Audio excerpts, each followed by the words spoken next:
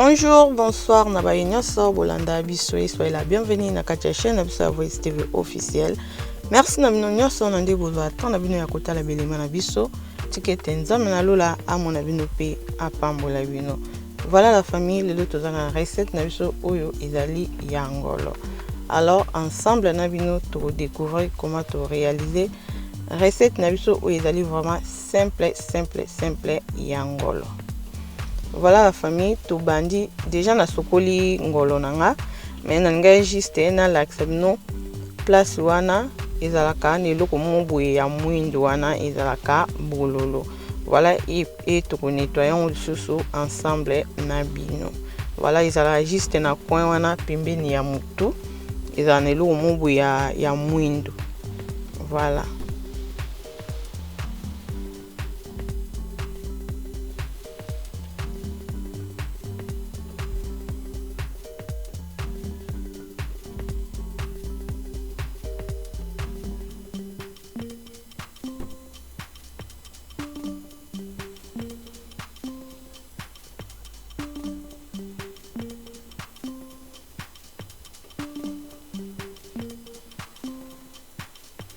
Voilà, toujours nettoyer, toujours là vraiment ba salité na poisson na biso ya ngolo. Ngolo za vraiment zei. Voilà, tant aussi ici pour l'ongla, biloko na mwindo parce que déjà na nettoyer kiango na sima caméra pour na kozwa vraiment temps mingi te. To jusqu'au ngolo na biso toujours kata ngona ndenge to lingeli.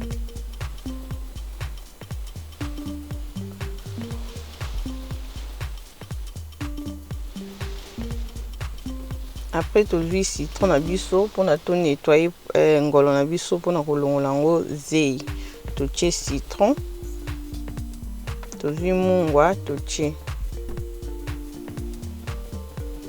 to zo balola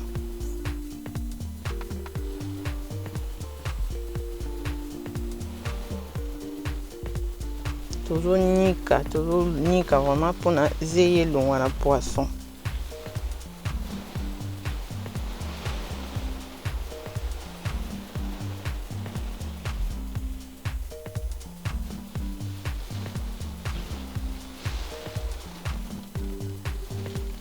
Après tu uses au maï, tu sais la maï à eau tiède.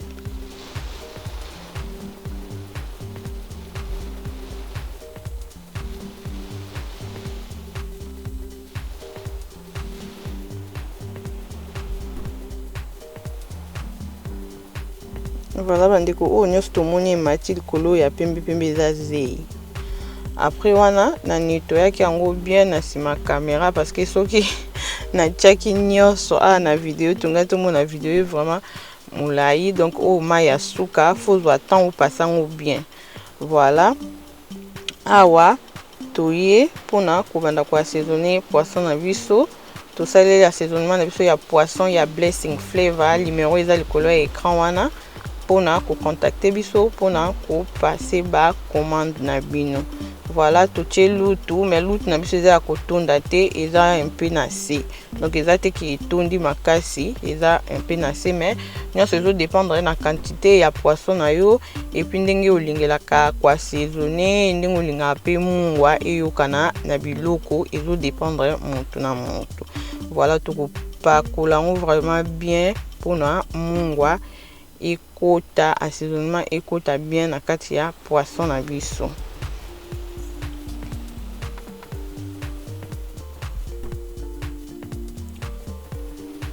Voilà, surtout si ko pakolango to tikango pe ma 30 à 40 minutes. Voilà, awa na ola ksabino biloko to salela na recette na biso tozana litungulu la mwa munene. Voilà, tozana ndembi na besoin ya mwa ndembi. To salela ba solo na biso. To salela mwa tangawisi mukie. Aïe mibale dembo ma pilipili et puis coriandre na biso. Et awa tozana assaisonnement na biso ya poisson ya blessing flavor to chango ka wana po déjà to chaki mungwa so mungwe ko kitende to yeba na obakisa ou soit to ko salela mungwa mena oyebisa bino. Voilà awa to che ail na biso pe tangawizi na biso tozo tuta yango. Voilà, ce qui aux na liboka te de préférence au râpé. Voilà, tozo tuta yango.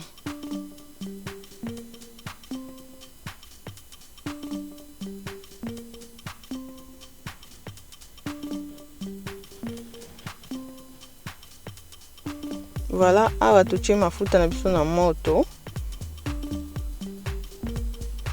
Tozwi ndembi et puis matungulu na biso tokataki totie na mafuta na biso oyo déjà ici échauffé. Tokalinga yango ndambo.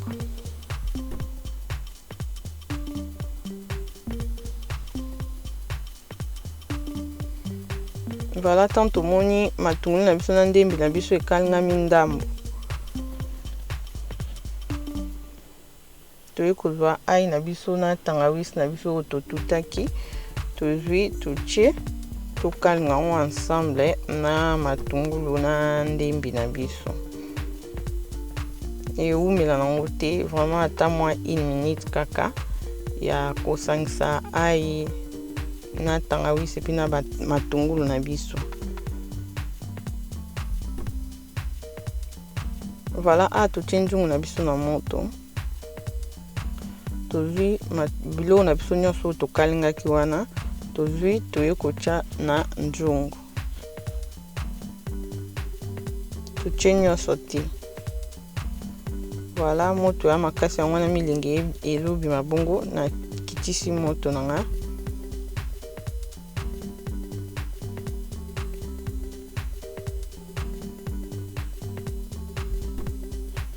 Na kozwa poisson na biso oyo tofandisaki na assaisonnement tobandi kotia na njungu.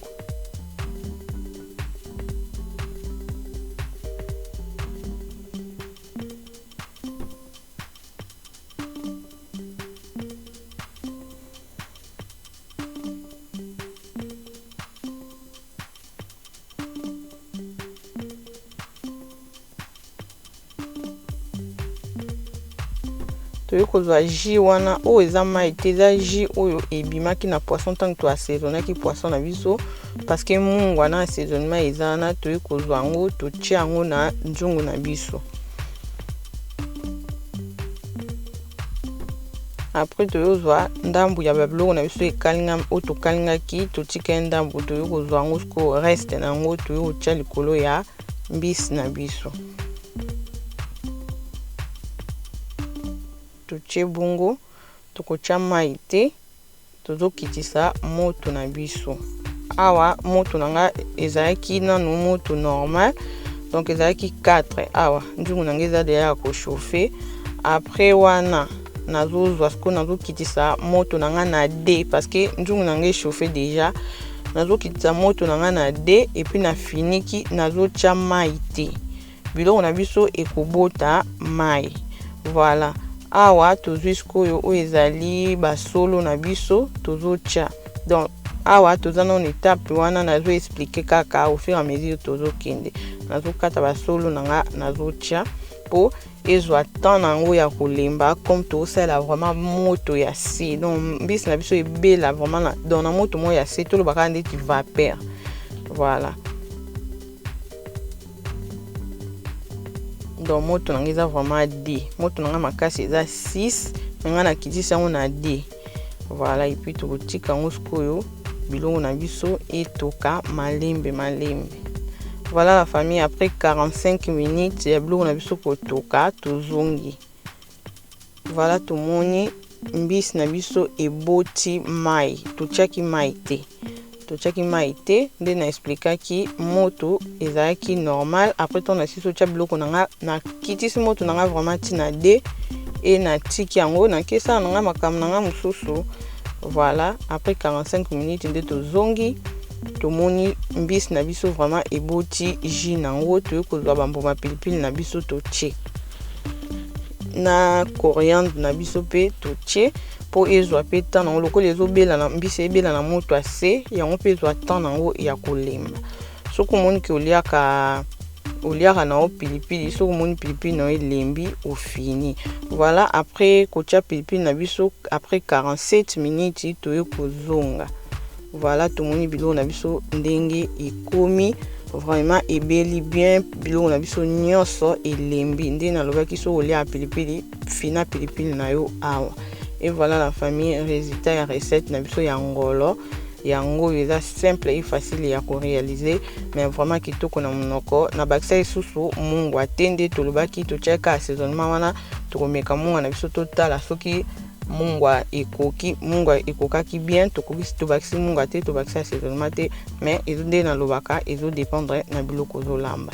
Soko sepe na vidéo recette, partager, commenter, aimer et vous amala mingi bobo santé ba assaisonnement pe eza toujours disponible. Contactez biso na numéro eza wana pona ko passer commande na yo toujours poster partout aux États-Unis, en Amérique, en Europe, en Australie, donc partout vous allez toujours poster. Voilà pour la loto suki awa tikete nzambe na lola ayeba ko pambola bino ayeba ko batela bino tokutani na mbala ya sima. Bye.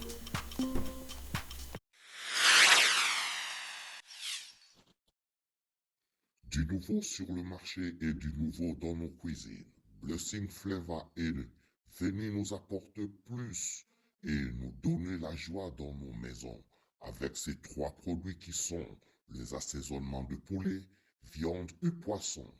Et c'est en Blessing Flavor, nous allons donner la joie dans nos maisons et savourons le goût unique pour la joie de la vie. Blessing Flavor, essaye-moi et tu tomberas amoureux de moi.